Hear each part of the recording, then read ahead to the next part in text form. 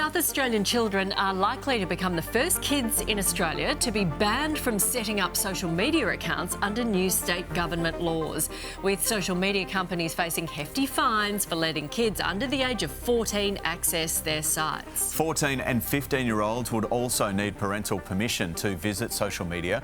The new laws could come into effect as soon as next year, with the Premier calling on his interstate peers to follow suit. For more, let's cross to South Australian Premier Peter Malinauskas. Good morning to you. Well, Premier, you have said these new laws put the power back into the parents' hands. How so? Well, it's very simple, actually, Shervo. The report that we got from Robert French yesterday, former Chief Justice of the High Court, makes clear that there is the capacity for state governments to legislate that social media services such as Facebook and Instagram and TikTok and what have you can be imposed with a positive obligation or a duty of care to prevent children under the age of 14 from getting access to those services. And if that law comes into effect, which is our determined objective, then what that will do is give parents the ability to say to their children, look, it's not just us saying no to getting access to Facebook, it's actually the law itself. And we think that's quite empowering, but most importantly, goes a long way to protecting our kids from the harm that we know social media addiction is causing. I don't think there's any capability around the world to stop kids actually just putting in a different birth date and going online. So how do you think this will work? Yeah.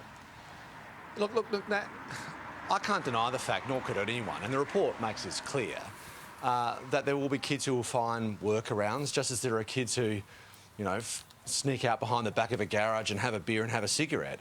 But that doesn't mean it's unimportant for governments and parliaments to make clear what are the standards, what are the basic rules and principles that we are putting in place so as to minimise the likelihood of those things occurring. And social media addiction is no different, because we definitively know from peer-reviewed research that is only growing in its volume from around the world that social media addiction is causing children very significant harm indeed, particularly when it comes to their mental health. So Parliament's regulators have an obligation to act.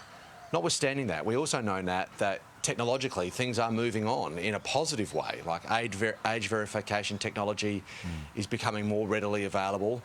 There are trials that are being pursued at a federal government level. So we've got to put the impetus and the obligation on social media companies themselves who have the capacity to advance technology to protect children from getting access to their services. You're leading the way.